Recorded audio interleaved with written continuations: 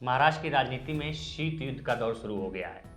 सवाल पूछा जा रहा कि क्या महायुति बचेगी या टूट जाएगी, क्योंकि जो छोटी विधानसभा का चुनाव कहते हैं, बीएमसी के चुनाव से पहले ये राजनीतिक गलियारों में चर्चा तेज हो गई है कि महायुति में बिखराव अभी से दिखना शुरू हो गया है। इसके पीछे 4-5 वजहें गिनाई जा रही हैं। पहली वजह एकनाथ शिंदे हैं और दूसरी वजह देवेंद्र फडणवीस है, तीसरी वजह अजीत पवार है। यानी 3 पार्टियों का गठबंधन है, एनसीपी, अजीत पवार, शिवसेना, एकनाथ शिंदे और बीजेपी की तरफ से देवेंद्र फडणवीस। अब सवाल ये उठ रहा है कि आखिर चल क्या रहा है, क्योंकि एकनाथ शिंदे के विधायकों की सिक्योरिटी वापस ली जा रही है, जो सिक्योरिटी वाई सुरक्षा दी जा रही थी। देवेंद्र फडणवीस अलग बैठक कर रहे हैं तो एकनाथ शिंदे अलग बैठक कर रहे हैं। अजीत पवार की जो नेता हैं उनसे प्रभारी मंत्री का प्रभार छीन लिया गया है। क्या क्या महाराष्ट्र की राजनीति में चल रहा है और ये गठबंधन कितना दिनों तक चलेगा, क्योंकि ये भी सवाल राजनीतिक गलियारों में उठ रहा है कि एक दूसरे के दुश्मन अलग अलग तरीके से एक दूसरे से मिल रहे हैं।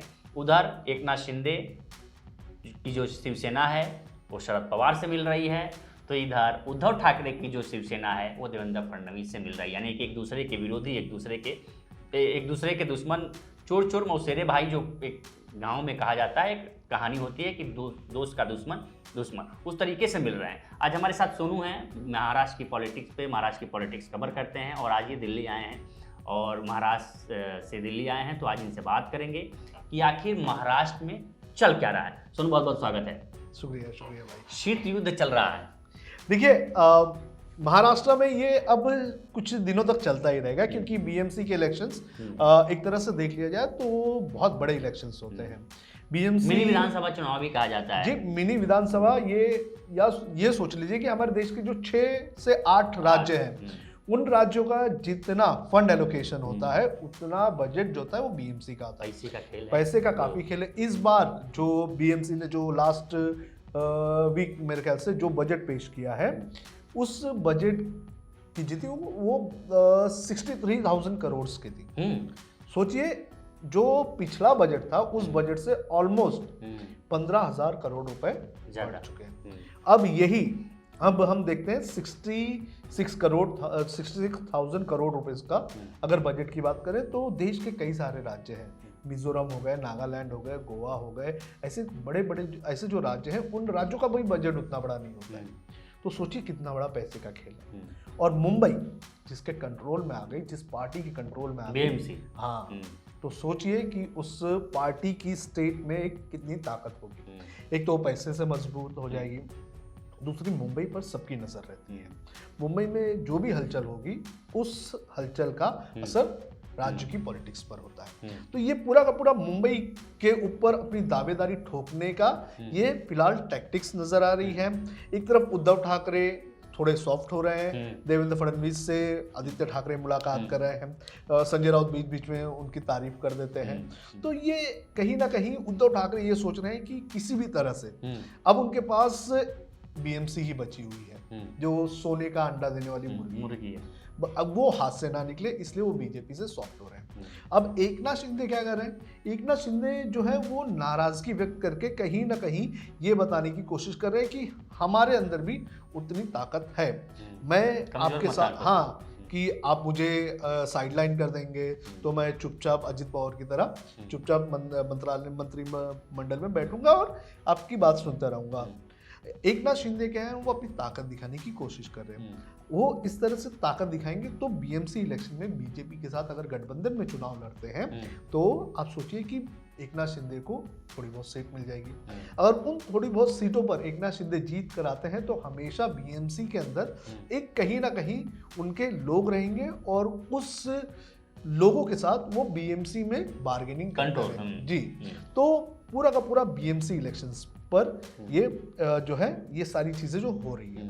अब बीएमसी ही नहीं, बीएमसी के अलावा Thane municipal corporation, Navi Mumbai municipal corporation, KDMC, Nashik, Pune, Nagpur, ऐसे कई सारे जो म्युनिसिपल कॉर्पोरेशंस हैं, उन म्युनिसिपल कॉर्पोरेशंस के भी इलेक्शन हैं। तो कहीं ना कहीं इन इलेक्शंस में अपनी दावेदारी दिखाने के लिए एकनाथ शिंदे कहीं ना कहीं नाराजगी व्यक्त कर रहे हैं। और जो उद्धव ठाकरे हैं वो ये सोच रहे हैं कि देखिए, अगर वो अकेले चुनाव लड़ते हैं। तो पिछले चुनाव में क्या हुआ था, पिछले चुनाव में अकेले लड़ा गया था चुनाव, और उस चुनाव में बीजेपी जो है, बीजेपी लगभग 82 सीट्स पर आ चुकी थी। उस इलेक्शंस के पहले बीजेपी महज 40 सीटों पर हुआ करती थी, और जब नतीजे आए थे तो दोनों के बीच में शिवसेना, उद्धव ठाकरे की शिवसेना और बीजेपी के बीच 4 से 6 सीटों का ही अंतर था। अब बीजेपी उस वक्त अगर किसी और के साथ अलायंस कर लेती तो हो सकता था कि बीजेपी अपनी सरकार बनाए। बीएमसी की बात कर रहे हैं। हाँ, बीएमसी में। और अगर बीजेपी उस वक्त ये कहती कि नहीं, मेयर जो है वो पूरा 5 साल हमारा ही होना, 2.5 साल वाला फॉर्मूला अपनाना चाहिए, तो वो भी करवा सकती थी। तो उस वक्त बीजेपी ने कहीं ना कहीं अपना सॉफ्ट हार्ट दिखाया और पूरा का पूरा 5 साल जो है वो अपना उद्धव ठाकरे की शिवसेना को दिया। कुल मिला के गुरु, पैसे का खेल है, बीएमसी पर कब्जा किसका होगा इसका भी खेल है जी। और सवाल ये भी है कि एकनाथ शिंदे चूंकि चाह रहे हैं कि बीएमसी में कुछ उनका भी हस्तक्षेप हो, अगर वो बीजेपी के साथ, अगर बीजेपी से बार्गेनिंग करने में सफल होते, लेकिन जो उद्धव ठाकरे चुपके चुपके मिल रहे हैं जी, उससे राजनीति किधर जा रही है हमारी, क्योंकि उद्धव ठाकरे मिल रहे हैं फडणवीस से जी और एकनाथ शिंदे मिल रहे हैं शरद पवार से। 2 बार बेटे आदित्य ठाकरे मिल चुके हैं फडणवीस से, 1 बार खुद उद्धव ठाकरे मिल चुके। ये इनको मराठा योद्धा घोषित कर चुके हैं एनसीपी शरद पवार। इधर महाविकास आघाड़ी में बहुत कुछ सही नहीं चल रहा, क्योंकि ये महाविकास आघाड़ी अपने गठबंधन को बचाने में लगी है। क्योंकि इससे एक साफ संदेश आपने देखा भी होगा सोनू, कि जब राहुल गांधी महाराष्ट्र इलेक्शन के नतीजों को जब पीसी कर रहे थे तो उस समय उनके साथ 2 लोग बैठे थे जी, एक संजय राउत और दूसरा सुप्रिया सुले। क्या आपको लगता है कि राहुल गांधी के कद के दोनों नेता थे? जी देखिए, ये एक सबसे बड़ा ये है कि ये दोनों नेता अगर प्रेस कॉन्फ्रेंस करनी थी तो शरद पवार, राहुल गांधी और उद्धव ठाकरे, बिल्कुल। लेकिन ये प्रेस कॉन्फ्रेंस वैसी नहीं हुई। मुझे तो इसके 2 कारण लग रहे हैं। एक तो एक काफ़ी जल्दबाजी में ये प्रेस कॉन्फ्रेंस की गई, क्योंकि पार्लियामेंट का सेशन भी चल रहा था। तो उस वक्त दोनों एक राज्यसभा है और एक लोकसभा एमपी है, सुप्रिया सुले लोकसभा है और संजय राउत राज्यसभा है। तो ये दोनों की अवेलेबिलिटी हो सकती है। और इलेक्शंस का माहौल भी था 2 दिन पहले, उसके 2 दिन बाद शायद से दिल्ली का रिजल्ट भी आना था। तो उस रिजल्ट के पहले ईवीएम का एक मुद्दा भी उठाना था। तो मुझे एक पहला कारण तो ये लग रहा है। अब दूसरा कारण इस प्रेस कॉन्फ्रेंस का ये भी लग रहा है कि आजकल संजय राउत की जो दोस्ती यारी जो है वो कांग्रेस से ज़्यादा नजर आ रही है। तो हो सकता है कि संजय राउत ज़्यादा डिसीजन जो होता है, प्रेस कॉन्फ्रेंस लेना, लोगों से बात करना, बाइट्स देना, ये सारी चीज़ें संजय राउत ज़्यादा कर रहे हैं। तो उद्धव ठाकरे ये इतना नहीं कर रहे हैं। तो दूसरा कारण आघाड़ी की बात, ये अवेलेबिलिटी की भी एक महाविकास आघाड़ी की बात है कि हम फिर लौटते हैं महायुति पे। शिंदे के विधायकों से वाइस सिक्योरिटी वापस ली जा रही है जी, छटपटाहट तेज हो गई है जी। सवाल ये भी किया जा रहा है राजनीतिक गलियारों में कि क्या शिंदे के साथ कहीं वो वाली स्थिति तो नहीं बीजेपी कर देगी जो उद्धव ठाकरे के साथ हुई है जी। देखिए, महाराष्ट्र में मेरा ऑब्जर्वेशन बहुत मैंने करीब से देखा है। 2014 से मैं शुरू करूंगा। 2014 में जब सरकार बनी थी, उद्धव बीजेपी और जो शिवसेना थी उसकी सरकार बनी थी। अब वो सरकार ऐसी थी कि उस सरकार में अगर शिवसेना अपना सपोर्ट हटा देती तो बीजेपी की सरकार गिर जाती। उस वक्त बीजेपी को इस चीज का डर था। उस डर के बावजूद जो बीजेपी थी, जब देवेंद्र फडणवीस की सरकार थी, उस वक्त भी दोनों अलायंस के बीच में कंफर्ट नहीं था, कंफर्ट जोन में नहीं थे। हाँ, बार बार एलिगेशन उद्धव ठाकरे भी लगा रहे थे जी, भाई हम जो चाह रहे हैं बीजेपी वो नहीं करने दे रही। वो शिवसेना के जो एमएलएज हुआ करते थे वो तो हर दूसरे दिन प्रेस कॉन्फ्रेंस लेकर कहते थे कि इस्तीफा हमारे जेब में, जब उद्धव साहब कहेंगे हम उद्धव इस्तीफा दे देंगे। इवन एकनाथ शिंदे भी कहा करते थे। तो सोचिए उस सिचुएशन में जब सरकार गिरने का डर है, तब अगर बीजेपी अपने अलायंस पार्टनर के डिसीजंस को रोकती है, अपने अलायंस पार्टनर को डिसीजन लेने नहीं देती है, उनके हर फैसले की स्क्रूटनी करती है, आखिरी मोहर बीजेपी लगाती है, तो आज की सिचुएशन में देखिए, आज तो एकनाथ शिंदे ऐसी सिचुएशन में खड़े हैं जहां बीजेपी को उनकी जरूरत ही नहीं है। एकनाथ शिंदे अलायंस में रहे ना रहे, बीजेपी को फर्क नहीं पड़ता, क्योंकि बीजेपी के साथ अजीत NCP पवार काफी कंफर्टेबल तरीके से हैं। अजीत पवार बीजेपी के हर डिसीजन मान रहे हैं, अजीत पवार किसी चीज में ज्यादा इन्वॉल्व नहीं हो रहे हैं, अजीत पवार को जो चीज दे दिया वो चीज देकर अजीत पवार खुश है। तो बीजेपी आज उस सिचुएशन में है कि उनकी सरकार किसी भी हाल में नहीं गिरने वाली। तो ऐसे में एकनाथ शिंदे की उन्हें जरूरत नहीं है, एकनाथ शिंदे के विधायकों की उनको जरूरत नहीं है। तो इतना सीरियसली नहीं लिया जाएगा एकनाथ शिंदे की पार्टी को। आप चिल्लाते रहिए, कुछ भी करते रहिए, हम तो कंफर्टेबल हैं। और दूसरा यहाँ पर देख लिया जाए तो यहाँ पर एकनाथ शिंदे की पार्टी के अंदर भी देख लो, दो गुट बनते हुए नजर आ रहे हैं। जो उदय सामंत है, अब उदय सामंत की स्टोरी आपको बताता हूँ। जब 2022 में जब एकनाथ शिंदे गुवाहाटी लेकर चले गए थे, तो उस वक्त उदय सामंत जो है वो उद्धव ठाकरे का मैसेज लेकर गुवाहाटी गए थे कि मैं मनाकर वापस लेकर वहीं रह गए। हाँ, और वहां गए, वहीं रह गए। अब उसी दिन, जिस दिन ये मैसेज लेकर पहुंचे थे, उसी दिन ये उदय सामंत जो है वो आदित्य ठाकरे के साथ बैठकर दोनों ने एक ही फ्रैंकी खाया था। अब ये जो उदय सामंत जो है, उदय सामंत को कहा जाता है कि देवेंद्र फडणवीस से उनकी बात हुई। देवेंद्र फडणवीस ने उन्हें बताया कि देखिए ऐसा ऐसा डिसीजन आप लो, ये डिसीजन आपके लिए सही होगा, ठीक है। तो उस वक्त वो चले गए एकनाथ शिंदे के साथ। अब क्या हो रहा है? अब उदय सामंत के साथ ये हो रहा है कि उदय सामंत एकनाथ शिंदे से ज्यादा देवेंद्र फडणवीस की सुन रहे हैं। अब जो डावोस में गए थे तो एकनाथ शिंदे के साथ उद्धव ठाकरे, देवेंद्र फडणवीस के साथ उदय सामंत गए थे। अब उदय सामंत जो है वो जो देवेंद्र फडणवीस कहेंगे उस तरह की चीजें करेंगे। यानी आप ये भी यहाँ पर प्रत्यक्ष रूप से ये कह रहे हैं कि अब खेल शुरू हो गया है। जी, धीरे धीरे ही सही शुरू हो गया है। वो ऐसा है कि अगर ज्यादा एकनाथ शिंदे अगर ये करने लगे तो हो सकता है कि एकनाथ शिंदे की पार्टी के विधायक टूटकर चले जाएं और उदय सामंत उन्हें लीड करे।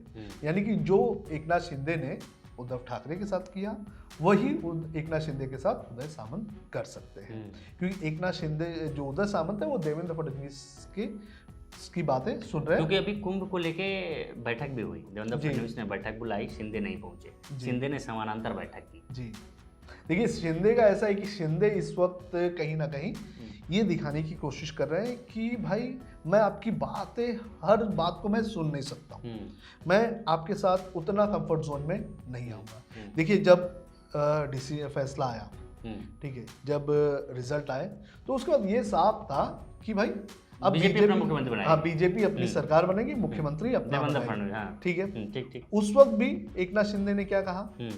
एकनाथ शिंदे ने उस वक्त भी कहा कि मुझे मुख्यमंत्री बनाओ। ये अमित शाह के साथ वो बात करने गए, उन्होंने अपनी बात रखी, ठीक है। उनकी जो फोटोज आई थी वो भी हमने देखा था किस तरह से वो नाराज है, वो दिखा रहे थे चेहरा भी, वो हाँ जी, वो एक मैसेज देना चाहते थे कि देखो मैं इस चीजों से खुश नहीं हूं जो हो रहा है। उसके बाद उन्होंने क्या कहा कि कम से कम मुझे 6 महीने के लिए मुख्यमंत्री बनाओ, वो भी डिमांड रखी। उसके बाद क्या हुआ कि वो वहां से दिल्ली आए, दिल्ली से मुंबई आए, फिर सरकार बनाने की सबका आवाज शुरू हो गई। सबको पता था कि देवेंद्र फडणवीस बनेंगे, लेकिन जो एकनाथ शिंदे वो अपने गांव चले गए, बीमार पड़ गए, हॉस्पिटल चले गए एकनाथ शिंदे, और उस वक्त उन्होंने माहौल बनाया है कि एकनाथ शिंदे कोई बड़ा फैसला लेंगे। तो एकनाथ शिंदे कहीं ना कहीं जो प्रेशर है वो बना रहे, अपनी एक न्यूसेंस वैल्यू जो होती है वो बरकरार रखना चाहते हैं कि भाई देखो मैं कंफर्टेबल, मैं मुख्यमंत्री रह चुका हूं और ज्यादा हमको दबा के मत रखो, हमारी एक अहमियत है, हमारे साथ इतने विधायक हैं, इतने लीडर हैं, है ना। तो एक प्रेशर पॉलिटिक्स के रूप में रिबेलियस जैसा जो एक अपना हमेशा एक ये बना के रखना कि एक अपना रिबेलियस फीचर बना के रखना चाहता है। हाँ, मतलब बगावती पिक्चर इसलिए भी उनके लिए जरूरी है ताकि लोगों का भावनात्मक जुड़ाव उनके साथ रहे कि भाई देखो इनके साथ अन्याय हो रहा है। जब ये मुख्यमंत्री था तो बीजेपी बहुत अच्छे से चल रही थी, लेकिन अब वही बीजेपी मुख्यमंत्री हो गई, तो अब देखो इसके साथ एक संदेश भी है। चूंकि एक राजनीतिक गलियारों में बड़ा एक चर्चा भी है कि बीजेपी जहाँ जाती है उसके जो साथी होते हैं, अलायंस पार्टनर होते हैं, उसको हमेशा दबा के रखती है। उस वाली पॉलिटिक्स को ये और उजागर कर रहे हैं ताकि लोगों का भावनात्मक जुड़ाव। रायगढ़ और नासिक वाला मामला क्या है? क्योंकि गार्जियन मिनिस्टर जो नासिक में थी तटकरे थी, उनको जी। हटा दिया गया एनसीपी अजित पवार के जी। कोटे से। गिरीश महाजन थे, जी। उनको भी हटा। शिंदे चाहते हैं कि नासिक और रायगढ़ वाला गार्जियन मिनिस्टर हमको दे। क्या जी। खेला है यहाँ? देखिए ये काफ़ी इंटरेस्टिंग है। ये दोनों जो अगर मैं डिस्ट्रिक्ट की बात करूं तो ये यहाँ पर अगर देख लिया जाए तो यहाँ पर कुछ बड़ी चीज़ें होती हैं। नासिक जो है वो एक तीर्थ स्थल है और यहाँ पर मेरे ख्याल से अगले 2 साल में यहाँ पर होना है कुंभ का मेला आयोजन होना है। उसके लिए बड़ा फंड, लगभग मेरे ख्याल से कुछ 10,000 करोड़ से भी ज़्यादा का फंड वहाँ पर आने वाला है। और जो यहाँ पर जो यूपी में आयोजन हो रहा है प्रयागराज में, उससे भी काफ़ी अच्छा आयोजन महाराष्ट्र सरकार करना चाहती है। और जिस हिसाब से जहाँ जो गलतियाँ हो रही है उन सारी गलतियों को सीख लेकर बड़ा इन्वेस्टमेंट यहाँ पर होने वाला है। अब सोचिए यहाँ पर जो गार्जियन मिनिस्टर बनेगा, सोचिए उसका पावर क्या होगा, क्योंकि हर डिसीजन जो है, हर चीज़ें जो है उसी के यहाँ से पास होनी है। अगर नासिक में जिसका कंट्रोल होगा तो आने वाले कुछ सालों में वो पार्टी जो है हिंदू हृदय सम्राट वाली छवि भी पहुंचेगी। जी। एक तो अच्छी तरह से आयोजन हो गया तो पूरा का पूरा जो है हिंदू वोटर्स जो है वो सारी चीज़ें मिल जाएगी। तो वो सबसे बड़ा उनका ये है कि भाई हमें नासिक दो। जबकि नासिक से एनसीपी के पास छगन भुजबल जैसा एक बड़ा नेता था, तो छगन भुजबल को अजित पवार ने ये नहीं किया। अजित पवार ने कहा कि नहीं हमें नहीं चाहिए, अजित पवार ने मान लिया। लेकिन जो एकनाथ शिंदे वो नहीं मान रहे नासिक पे। उनका सीधे सीधे टारगेट है कि भाई ये हमें दिया जाए। हालांकि अभी तक कोई फैसला नहीं हुआ कि कौन बनेगा मिनिस्टर, क्योंकि बीजेपी जो है वो इतनी आसानी से नहीं देगी। देवेंद्र फडणवीस, मैं आपको बता दूं कि देवेंद्र फडणवीस जो है मुझे लगता है कि महाराष्ट्र में इस वक्त का सबसे दमदार नेता अगर कहे और एक बहुत ही पॉजिटिव एटीट्यूड वाला जो नेता है वो देवेंद्र फडणवीस है। उनके कार्यकाल में मुझे लगता है कि बड़े पैमाने पर जो इंफ्रास्ट्रक्चर के काम होंगे वो होंगे और वो डेवलपमेंट को लेकर ना काफ़ी रूथलेस आदमी है। वो अगर चाहे कि मुझे डेवलपमेंट करना है तो मैं करूँगा, फिर आप बीच में कोई भी आ जाओ, वो आदमी कर देगा। तो देवेंद्र फडणवीस इसलिए ये जो अभी भी अटका हुआ है ना कि गार्जियन मिनिस्टर कौन बनेगा, वो इसी के लिए अटका हुआ है और देवेंद्र फडणवीस मीटिंग कर रहे हैं। अब आते हैं रायगढ़ की। अब रायगढ़ जो है वो कोंकण एरिया में पड़ता है और समुद्र तट से समुद्री तट से लगा हुआ है। पोर्ट जो है, पोर्ट वहाँ पर बन रहा है, JNPT पोर्ट है वहाँ पर। इसके बाद जो नया एयरपोर्ट जो बना का जी, यहाँ बड़ा भी बड़े हाँ यहाँ भी पैसे का मामला है। यहाँ पर भी जो है बड़े बड़े शिप्स आते हैं, वो मामला है। इम्पोर्ट बड़े पैमाने पर होता है, एक्सपोर्ट यहाँ से बड़े पैमाने पर हो रहा है, एयरपोर्ट बन रहा है। एयरपोर्ट के अलावा मैं अब बता दूं जो एक नई मुंबई, ये तो न्यू बॉम्बे है, एक और मुंबई 2 करके एक बड़ी सिटी बनाई जा रही है, वो भी उसी एरिया में बन रही है। तो एक बड़ा डेवलपमेंट यहाँ पर होने वाला है। इंफ्रास्ट्रक्चर का बहुत बड़ा इन्वेस्टमेंट यहाँ पर होने वाला है। एयरपोर्ट अभी ट्रायल्स ऑलमोस्ट ख़त्म हो चुके हैं, एयरपोर्ट अभी कुछ वक्त में शुरू हो जाएगा और एक्सपोर्ट इंपोर्ट वहाँ पर आ रहा है। तो एक बड़ा मतलब ये सोच लिए कि बिजनेस जो है वो वहाँ से लाया जाता है होल्ड करने की। जी, दोनों पार्टियों की इस पे हमारा होल्ड है रायगढ़ पे, ताकि पैसे का खेल। तो ये दोनों चीजें जो है ये काफी, अगर जिनके पास पैसा आ गया मुझे लगता है कि वो पार्टी की स्थिति काफी अच्छी तरीके से रहेगी। क्योंकि अब BMC का इलेक्शंस के बाद महाराष्ट्र में कोई और इलेक्शन है नहीं, मतलब 5 साल तक महाराष्ट्र में कुछ चीजें होना नहीं। तो अभी ही यही वक्त है कि BMC इलेक्शंस के पहले जो स्कोर्स है वो सेटल डाउन कर लिया जाए, जितनी ताकत है वो लगा दी जाए, ताकि बार्गेनिंग करके हमें अच्छी चीजें मिल जाए। अब ये कहेंगे कि महायुति टूट जाएगी, एकनाथ शिंदे अलग हो जाएंगे, ये सारी चीजें मुझे नहीं लगता है कि एकनाथ शिंदे फिलहाल उस कंडीशन में है कि वो अलग हो जाए। अगर वो अलग हो जाते हैं तो सोचिए उनकी मुश्किलें कितनी बढ़ सकती है। लेकिन जो चुपके मिलने की बातें आ रही हैं उससे क्या भविष्य तय होता है? देखिए आदित्य ठाकरे, उद्धव ठाकरे, बड़े नेता शिवसेना UBT के जो देवेंद्र फडणवीस से मिल रहा है, उससे क्या? देखिए उद्धव ठाकरे की और जो देवेंद्र फडणवीस की और जो आदित्य ठाकरे की देवेंद्र फडणवीस की जो मीटिंग है, ये मुझे लगता है कि ये BMC तक सीमित है। बीएमसी में जो उद्धव ठाकरे हैं वो ये कोशिश कर रहे हैं कि बीजेपी को अपने साथ रखा जाए। बीजेपी अगर सॉफ्ट होती है, बीजेपी अगर थोड़ी ये कम जगहों पर लड़ती है, तो क्या होगा कि बीएमसी में उद्धव ठाकरे का कब्जा हो सकता है। और अगर बीजेपी बीएमसी एग्रेसिव तरीके से लड़ती है तो मुझे लगता है कि जो ये बीएमसी है वो बीजेपी के पास चली जाएगी, और बीएमसी बीजेपी के पास चली गई तो उद्धव ठाकरे के पास कुछ भी नहीं रहेगा, और आने वाले 5 साल तक भी कुछ भी नहीं रहेगा। तो एक तरह की कोशिश हो रही है कि आप थोड़ा सेटल डाउन करके, हमारे पास 9 एमपीज हैं, अगर एकनाथ शिंदे कभी आपसे बगावत करते हैं तो हम आपको सपोर्ट दे देंगे। तो उस तरह की बार्गेनिंग, हाँ, तो कहीं ना कहीं ये मीटिंग के साथ साथ जो मोदी के साथ, देखिए आज भी उद्धव ठाकरे और मोदी के रिलेशन काफी अच्छे हैं।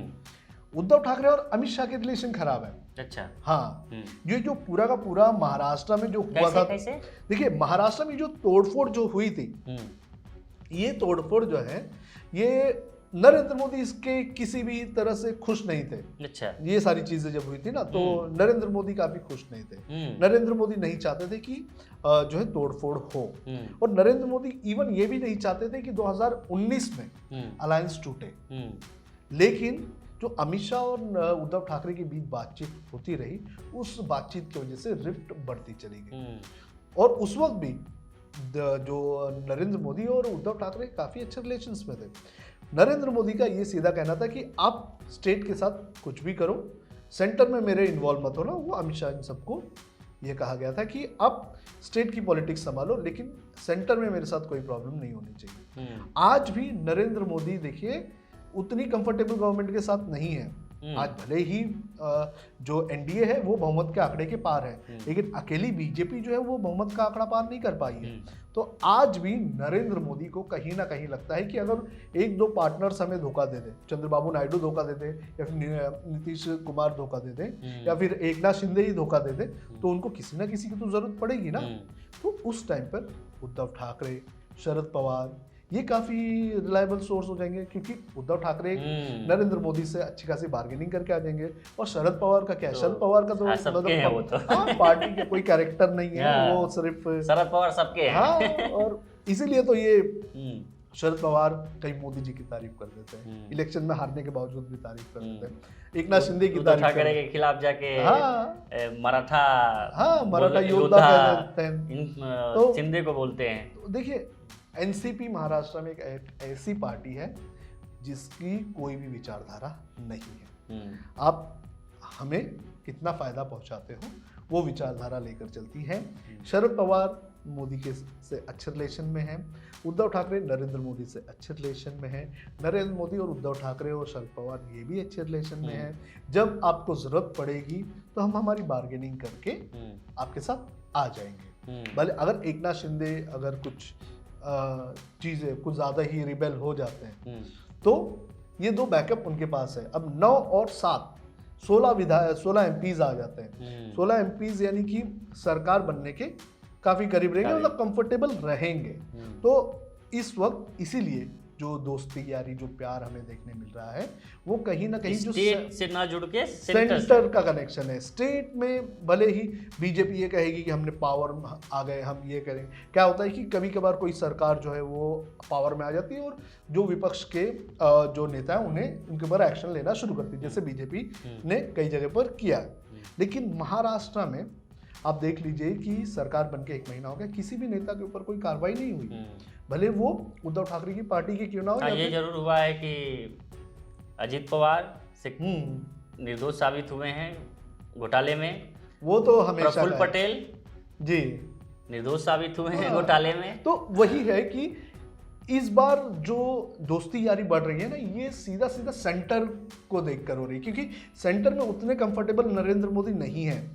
देखिए चंद्रबाबू नायडू ये वो नेता है जिन्होंने, चंद्रबाबू नायडू को लेके भी स्पेकुलेशन हो रहा है कि हो सकता है कि बीजेपी से कन्नी काट लें, क्योंकि जिस तरह से नीतीश कुमार के साथ हो रहा है अभी फिलहाल खबर ये भी है, राजनीतिक गलियारों में एक चर्चा का विषय है कि नीतीश कुमार आए थे दिल्ली, प्रधानमंत्री मोदी से मिलने का वक्त मांगा था जी, लेकिन मुलाकात नहीं हो पाई। कहा यह गया कि कुछ विधानसभा चुनाव को समय पर कराने को लेकर बातचीत करनी थी। अब वक्त बोर्ड की जो इन्होंने रिपोर्ट सौंपी है, उस पर अपना वो मत रखना चाह रहे थे जी और पार्टी को लेके, स्थिति को लेके, बिहार में गठबंधन को लेके स्थिति स्पष्ट करना चाह रहे थे, जी लेकिन उनकी मुलाकात नहीं हो पाई। जी तो राजनीतिक गलियारों में चर्चा है कि इस पूरी स्थिति पे चंद्रबाबू नायडू की नज़र है।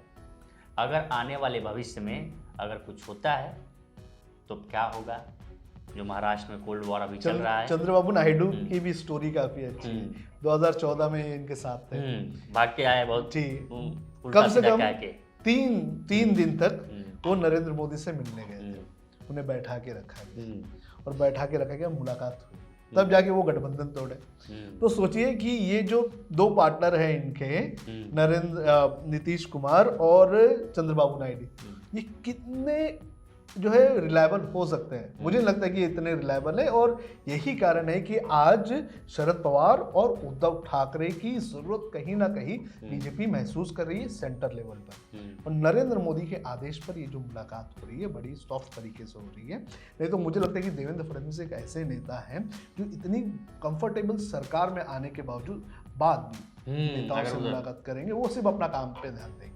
तो ये सिर्फ दोस्ती। कुल मिला के आपका कहना ये है कि एकनाथ शिंदे उछलते रहें, जाते रहें, बगावत करते रहें, बीजेपी को कोई फर्क नहीं पड़ना, क्योंकि उनके ऑप्शन के तौर पे वो एक लेके चल रहे हैं। जी। दरअसल कोल्ड वॉर इसलिए भी चल रही है, पहला मुद्दा हम लोगों ने बता दिया कि पहला मुद्दा ये था कि जो रिव्यू मीटिंग चल रही है, सिक्योरिटी रिव्यू मीटिंग, जो 44 विधायकों और 7 सांसदों को सुरक्षा दी गई थी, वाइस सिक्योरिटी, स्थिति 2022 में अलग थी क्योंकि वो रेबल करके, बगावत करके शिवसेना में तोड़ के साथ आए थे। उसके बाद सिक्योरिटी दी गई थी, उसकी रिव्यू मीटिंग हो रही है, सिक्योरिटी हटाई जा रही है धीरे धीरे करके शिवसेना एकनाथ शिंदे के नेताओं से, विधायकों से, सांसदों से। ये एक मामला है। दूसरा मामला है नासिक और रायगढ़ में गार्जियन मिनिस्टर यानी प्रभारी मंत्री चुनने का। सोनू ने बता दिया कि पैसे का खेल है, कुंभ का आयोजन होना है नासिक में, और रायगढ़ में पोर्ट, चूँकि एक्सपोर्टेशन का मामला है, कोस्टल एरिया है, इस वजह से वहाँ दबाव बना रहे हैं। तीसरा है बीएमसी का चुनाव। बीएमसी के चुनाव में दोनों पार्टियों अपनी मजबूती से बार्गेनिंग करने के पावर की क्षमता को बरकरार रखने के लिए ये बगावत हो रही है। चौथा मामला है कि आखिर जो शिवसेना और एकनाथ शिंदे में चुपके शिवसेना यानी कि यूबीटी और देवेंद्र फडणवीस के बीच जो चुपके मीटिंग हो रही है, इससे इनसिक्योरिटी महसूस कर रहे हैं एकनाथ शिंदे। तो देखते हैं ये कोल्ड वार कितने दिनों तक चलेगी और इसके परिणाम क्या होते हैं। क्या महायुति में टूट होगी या महायुति ऐसे ही बगावती तेवर के साथ चलती रहेगी। बहुत बहुत शुक्रिया लोकमत देखने के लिए।